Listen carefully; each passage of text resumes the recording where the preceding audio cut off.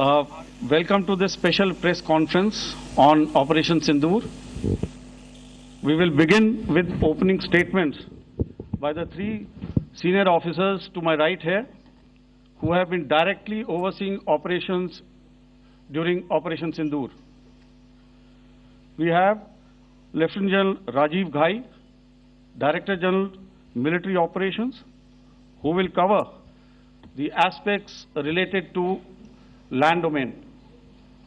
Air Marshal A.K. Bharti, to his right, Director General Air Operations, will provide insights on the air domain. And to my right is Vice Admiral A.N. Pramod, Director General Naval Operations, who will cover aspects on maritime domain. Following their briefings, we will move on to the question answer session. I now request the DGMO to commence the opening brief. Thank you, Sandeep. A very good evening to all of you, ladies and gentlemen. You are all by now familiar with the brutality and the dastardly manner in which 26 innocent lives were prematurely terminated at Pahalgam on the 22nd of April. When you combine those horrific scenes and the pain of the families that the nation witnessed with numerous other recent terrorist strikes on our armed forces and defenseless civilians, we knew that the time had arrived to make yet another compelling statement of our resolve as a nation. Operation Sindoor was conceptualized with a clear military aim to punish the perpetrators and planners of terror and to destroy their terror infrastructure. What I do not state here, of course, is the often stated determination of India and its intolerance to terror. It set into motion a very diligent and microscopic scarring of the terror landscape across the borders and the identification of terror camps and training sites. The locations that emerged were numerous, but as we deliberated more, we realized that some of these terror hubs were now bereft of any presence and had preemptively been vacated, fearing retribution from us. There was also a term of reference and our own binding, self-imposed restriction to target only terrorists and thus prevent collateral damage. There were 9 camps that you are now all familiar with, which were confirmed by our various intelligence agencies to be inhabited. Some of these were in POJK, while there were others that were located in the Punjab province in Pakistan. Nefarious places such as Muridke, the hub center of the Lashkar-e-Taiba, has over the years bred infamous characters such as Ajmal Kasab and the likes of David Headley. What followed was a careful scrutiny of each of these sinister locations, their layout, configuration, even the type of construction in each structure, and the terrain obtained around these. This was with an obvious intent to deduce and identify the exact vector that was required for their neutralization, as also the eyes in the sky that we would send up to ensure that we brought back evidence that we had indeed targeted what we set out to. The precise images of these engagements on that fateful and historical night have already been showcased during the first press statement on the 7th of May that was helmed by our Foreign Secretary. I have no doubt in my mind that we achieved total surprise, and those strikes across those 9 terror hubs left more than 100 terrorists killed, including high-value targets such as Yusuf Azhar, Abdul Malik Rauf, and Mudassir Ahmed that were involved in the hijack of IC-814 and the Pulwama blast. The line of control was also violated soon after by Pakistan, and the erratic and rattled response of our enemy was apparent from the number of civilians, inhabited villages, and religious sites such as Gurudwaras that were unfortunately hit by them, leading to a sad loss of lives. The Indian Air Force played a major part in these strikes by engaging some of these camps, and the Indian Navy provided wherewithal in terms of precision munitions. The Indian Air Force obviously had their assets up in the sky, and I will here request Air Marshal Bharti, the Director General of Air Operations, to detail for you the methodology that the men in blue adopted to successfully manifest this mission. Thank you, Rajiv. A very good evening, ladies and gentlemen. It indeed is a difficult time that we have to come here like this and brief you. We could have done without this, but we had no choice. As the DGMO has detailed, the event was precipitated by the dastardly act at Pahalgaon. The sequence of events have already been detailed. We carefully selected the targets, and out of the 9 selected targets, the target systems that were given to the Indian Air Force were the notorious training camps at Bhavalpur and Muridke, these being further from the international boundary. Through critical target system analysis, we analyzed what was to be done to annihilate these targets and plan to engage these targets with precision air-to-surface guided munitions so as to avoid collateral damage. The modalities of planning process I will not go through at this instant.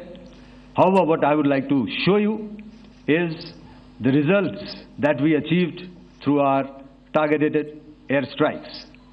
Could I have the second slide, please?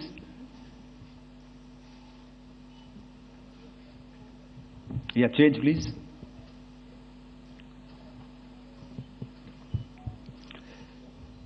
Okay. This is what the terror infra at Muridke looks like.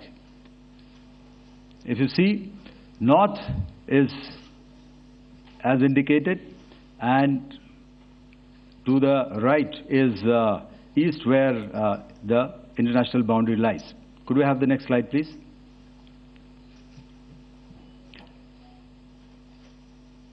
Orientating. Just go back to one slide. Okay. Please have a look at this red building, the series of buildings out here, and this empty ground. Next. If you relate, the empty ground is here, and you see this is the first weapon that is impacting. This is the impact point number 1 on Muridke training camp with our precision guided weapons on early morning 7th. Next, please. Keep your eyes glued for the second weapon coming in and the second impact on the selected target point. Next slide, please.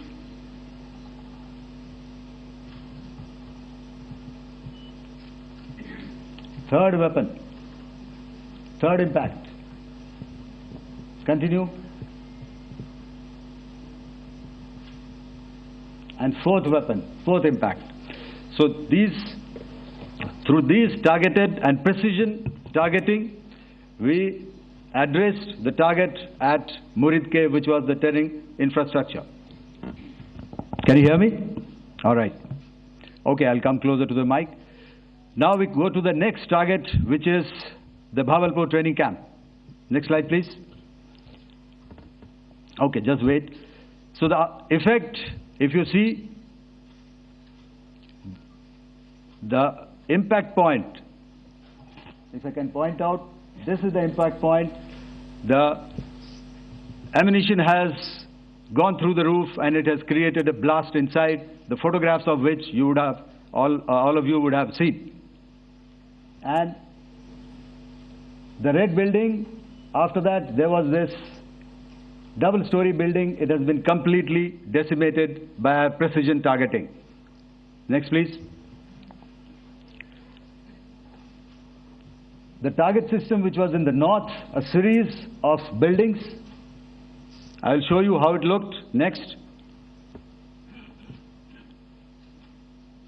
Completely destroyed by our precision targeting. Next.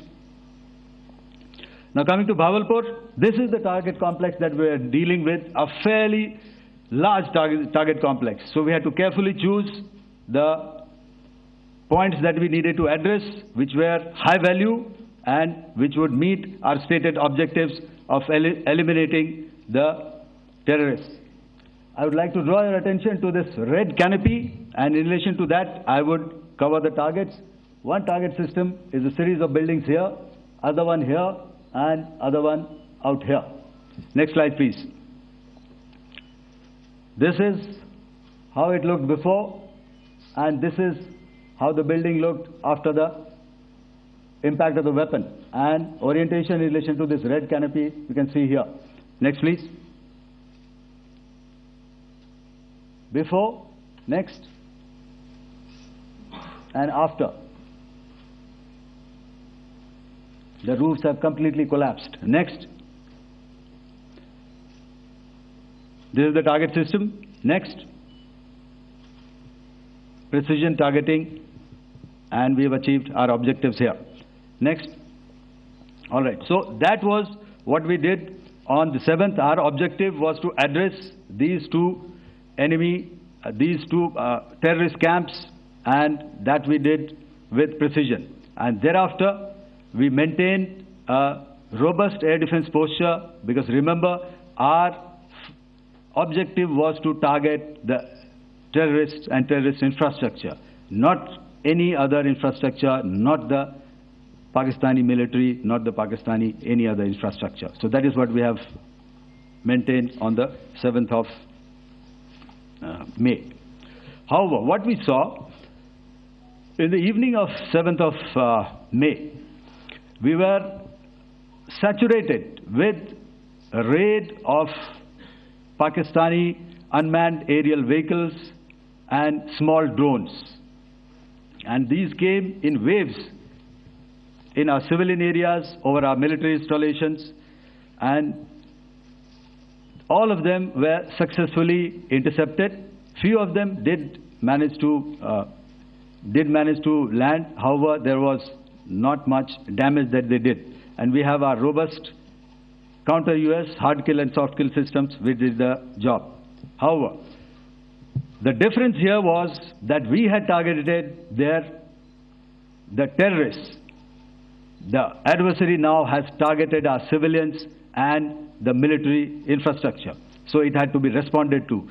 So in a quick and calibrated response, that very night, we struck their radar installations at Lahore and close to Gujranwala, the LYT installation, to indicate to him that we are ready, yet we do not want to escalate. Our fight was with the terrorists and not with the Pakistani military establishment. Thank you. Thank you, Air Marshal Bharti. So, ladies and gentlemen, he's outlined operations not only on the night of 6th and 7th of May, when Operation Sindoor commenced, but also on the subsequent night. Being well aware and familiar with the congenital and impulsive nature of our adversary, and even though we did attempt to reach out and communicate our compulsions to strike at the heart of terror to my counterpart in the immediate wake of Operation Sindoor. The request was brusquely turned down, with an intimation that a severe response was inevitable and in the offing. We were, of course, prepared. Operations on the 7th and the 8th, Air Marshal Bharti spoken about. On the night of 8th and 9th of May, they flew drones and aircrafts into our airspace all across the borders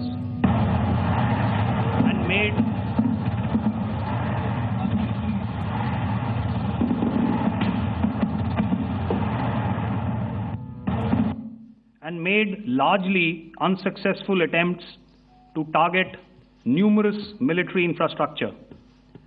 Violations on the line of control by Pakistan also commenced yet again and precipitated into fierce arty engagements. The air operations on the night of 8th and 9th of May, I'll yet again request the DG Air Operations to cover.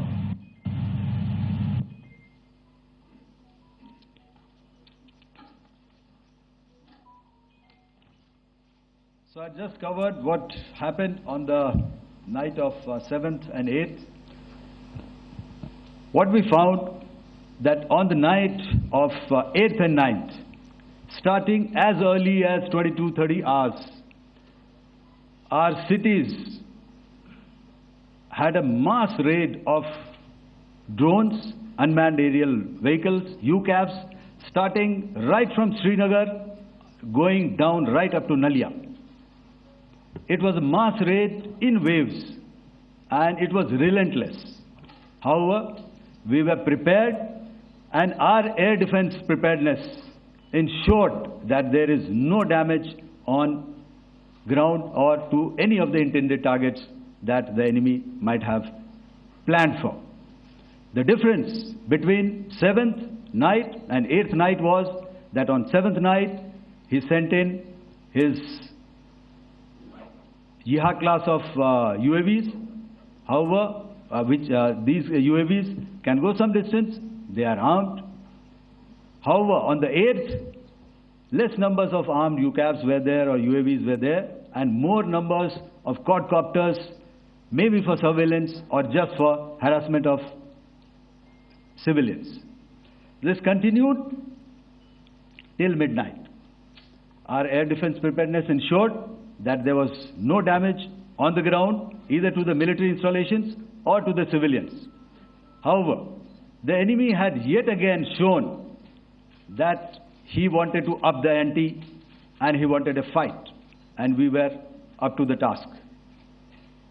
In a measured and calibrated response, we once again targeted his military installations, which included his SAM sites at Malirkant.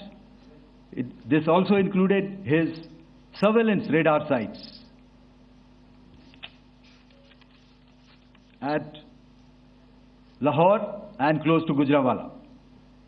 These were suitably addressed, and thereafter his drone attacks continued even till morning, which we countered, and during the daytime there was some respite. Here I would like to bring out another aspect. What we found was that while the drone attacks were being launched from somewhere close to Lahore, enemy had allowed his civilian aircraft to also continue to fly out of Lahore. Not only his own aircraft, but international passenger aircraft, which is quite insensitive, and we had to exercise extreme caution, even at the cost of some tactical disadvantage, to ensure that there is no damage to any of the civilian aircraft. And this was also brought out in our press briefing during the day. So I will now hand over to my colleague to cover the events of 9th onwards. On land, we also undertook certain measures such as deployment of air defense and electronic warfare assets to establish an integrated grid with the Indian Air Force, and I have seen and heard some of you wax eloquent about the benefits of such an architecture when it comes to negating and combating air intrusions. We also carried out deployment to include movement of our forces in the land, sea, and air domains. The night of the 9th and the 10th of May saw similar intrusions by drones and aircrafts, and this time there was a concerted effort to target airfields and some very, very important logistic installations, albeit yet again unsuccessful and denied gallantly and efficiently, I must say, by the integrated Indian Air Force and Indian Army Air Defense. We further strengthened our deployment and also initiated some pressure points to send a very clear and unambiguous message to the other side to desist from any misadventures on land. Some of the airfields and dumps saw repeated attacks in waves from the air. All were thwarted. The Pakistan Army has reported to have lost approximately 35 to 40 personnel in artillery and small arms firing on the line of control between the 7th and the 10th of May. What the other side had probably also not reckoned with was the speedy and precise turnaround and hit back by the Indian Air Force. And I will yet again ask Air Marshal Bharti to speak about these significant and game-changing strikes. I will thereafter request Vice Admiral Pramod, my colleague and Director General of Naval Operations, to tell us about some very telling naval maneuvers in the Arabian Sea that exerted pressure on the night of 9th and 10th of May. Over to you, sir. Thank you. Commencing about 2000 hours, that is 8 p.m. local time, on 8th of May, several Pakistani unmanned aerial systems, drones, combat vehicles attacked multiple IF bases. These included Jammu, Udhampur, Pathankot, Amritsar, Bhatinda, Nal, Dalhousie, Thois, Jaisalmer, Uttarlai, Falodi, Nalia.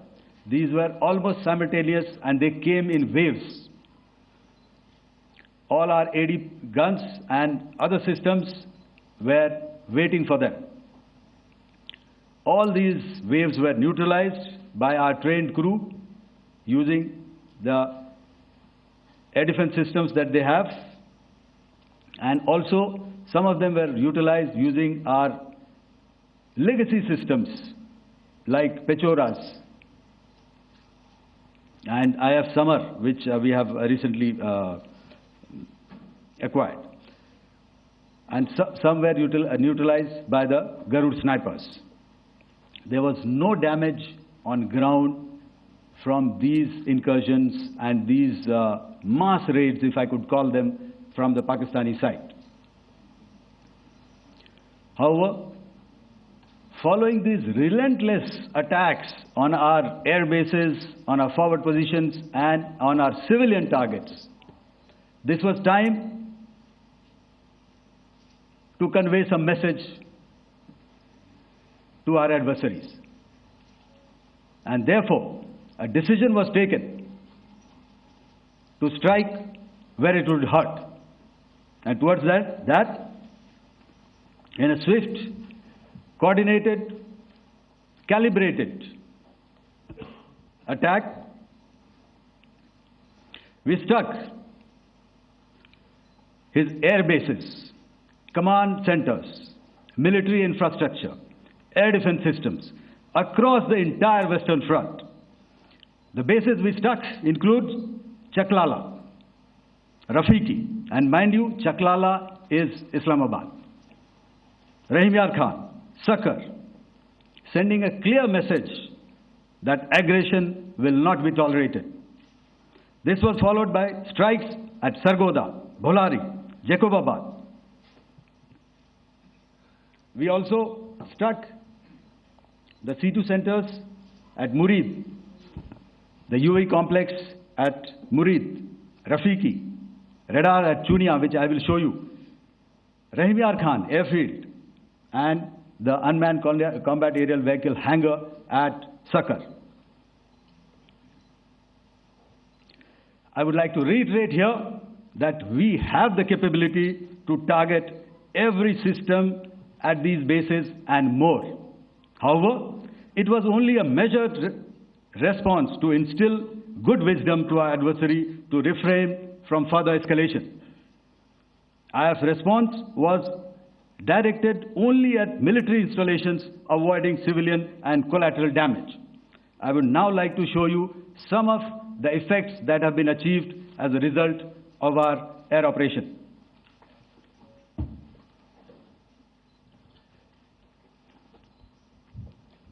Here is the Pasrur air defense system, if you could see.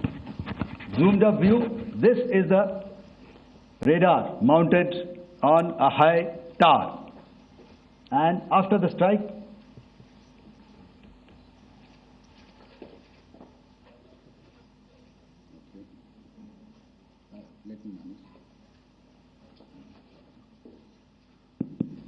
thank you. Can you hear me? Yeah, thank you. And after the strike, this is what has happened. This radar has been taken out, completely burnt. Next slide, please. The Chunia air defense radar, which was taken out on 7th and 8th. This is the radar site. A blown up photograph, once again, on a tower. Not very clear, but what you see very clearly is the after effect after we have struck. The radar head has been completely decapitated. Next slide, please. Arifwala air defense radar.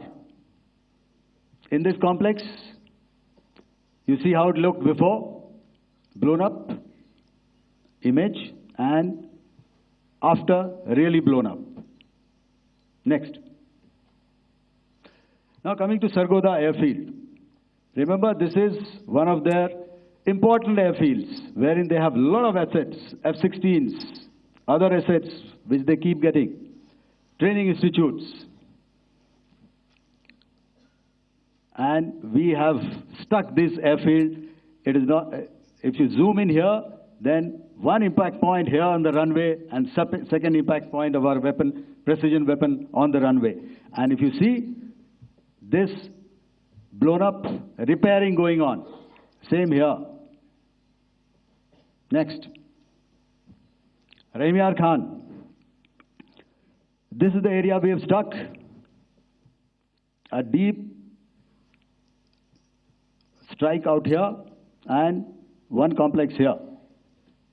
So this is how it looked before, and the same, you see a big crater, another crater here, and this complex after strike neutralized. Next. Chaklala airfield, Noor Khan, once again a major air base, a lot of their logistic assets out here. This was the chosen complex that we intended to strike and convey a message. Next slide, please. This is how it looked before, and this is how it looked after our strike. Next. Sakar. We chose the radar site at Sakar. This is the radar site, and after it was struck, this is the aftermath, completely burnt out. Next, please. Aircraft shelter. This is how it looked before the strike, and this is how it looked after the strike. The roof of the buildings completely caved in and burnt. Next. Bolari airfield, aircraft hangar. This is how it looked before, and this is how it looked after the precision strike. Next. Jacobabad, aircraft hangar, and this is how it looked after. Next. So what I'm trying to convey here, ladies and gentlemen, is to start with, our fight was neither with the Pakistani military nor with anybody else who's there on the other side. Our fight was with the terrorists. We neutralized the terrorists that we selected to be neutralized, and thereafter, we only maintained the air defense posture. However, we were relentlessly pounded by waves after waves, night after night, by his UCAVs, by his drones, and by his other unmanned aerial systems. And that left us with no choice but to retaliate, and yet our retaliation was calibrated, it was graduated, and it was proportionate. Thank you.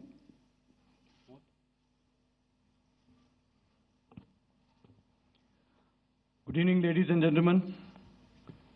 In the aftermath of the cowardly attacks on innocent tourists at Pahalgam in Jammu and Kashmir by Pakistani-sponsored terrorists on 22nd April, the Indian Navy's Carrier Battle Group, surface forces, submarines, and aviation assets were immediately deployed at sea with full combat readiness in concert with the Joint Operation Plan of the Indian Defence Forces.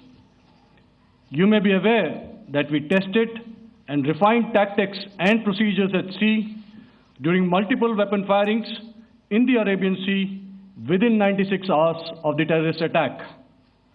The aim was to revalidate our crew, armament, equipment, and platform readiness to deliver various ordnance on selected targets precisely. Thereafter, our forces remained forward deployed in the Northern Arabian Sea in a dissuasive and deterrent posture with full readiness and capacity to strike select targets at sea and on land, including Karachi at time of our choosing.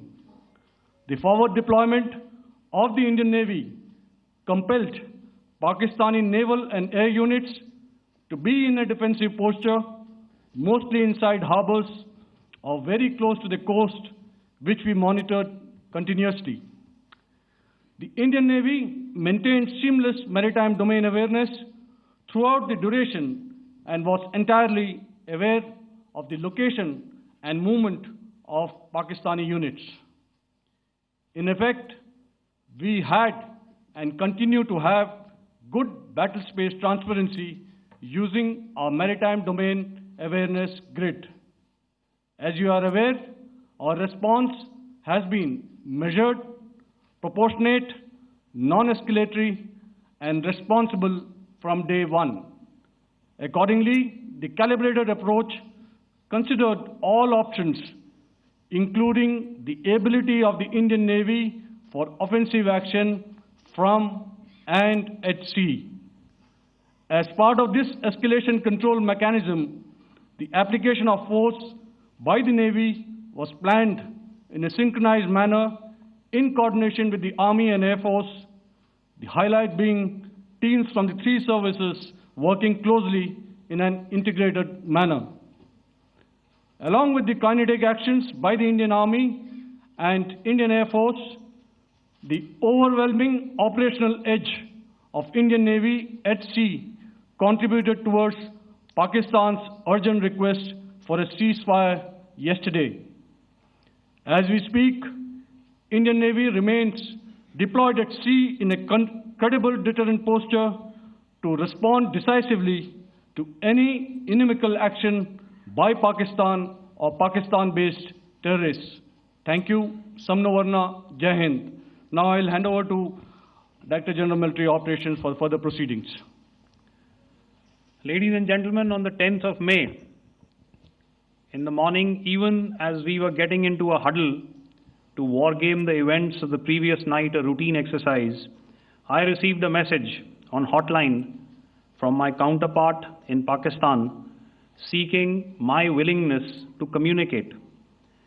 Since our initial aim was to strike at terror camps, and all our actions in the subsequent days were in response to the intrusions and violations by the Pakistan Air Force and its army, it was decided that I would indeed speak with my counterpart. You are already aware, I've seen it being covered on national television, that my communication with the Pak DGMO was conducted at 15:35 hours yesterday and resulted in cessation of cross-border firing and air intrusions by either side with effect from 1700 hours 10th of May, after he proposed that we cease hostilities. We also decided to further speak on the 12th of May, that's tomorrow, at 1200 hours, to discuss the modalities that would enable the longevity of this understanding. However, disappointingly, and must I add, expectedly, it took only a couple of hours for the Pakistan Army to violate these arrangements by cross-border and across the line of control firing, followed by drone intrusions across the expanse of the Western Front through last night and in the early hours of the morning today. These violations were responded to robustly and dealt with as they must be. We have earlier today sent another hotline message to my counterpart highlighting these violations of the understanding between the DGMOs on the 10th of May and our firm and clear intent to respond to these fiercely and punitively, if repeated tonight, subsequently, or later. In this regard, I must inform all of you that the Chief of Army Staff has earlier today conducted a security review and has granted full authority to our Army commanders for counter-actions in the kinetic domain in case of any violation by Pakistan. In the end, I pay my solemn homage to my 5 fallen colleagues and brothers from the armed forces and civilians who have tragically lost their lives in Operation Sindoor. Our hearts go out to the bereaved families, and we express our solidarity to them in this lifetime and beyond, at this grave juncture in their lives. Their sacrifices shall always be remembered and spoken of in glowing terms by a grateful nation.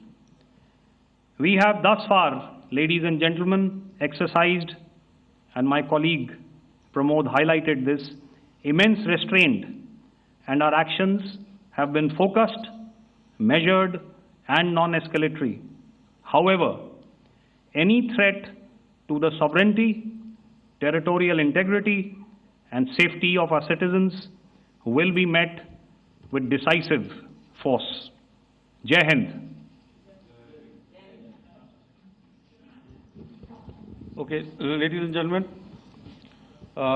we are now open for questions.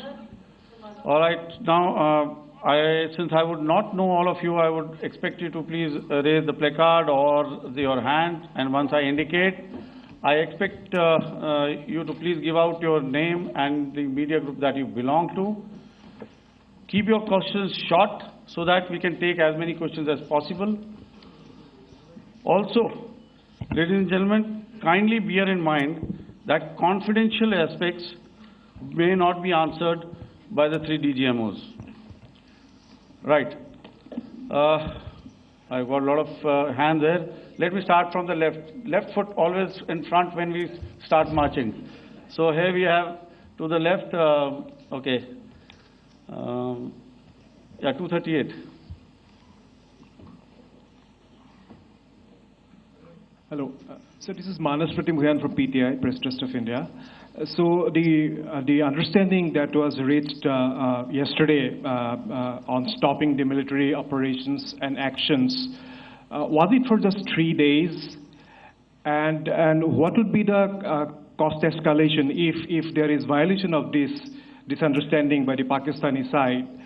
And my subsequent question would be that we have a kind of ceasefire agreement with Pakistan that was finalized in 2003. So will there be some kind of similarities in frameworks between the two kind of understandings, 2003 ceasefire agreement and the current understanding on stopping military operations. And again, what are the cost that will be incurring on Pakistan if Pakistan again resorts to this kind of terrorist activities, because we have made it very clear that the cost will be very high. So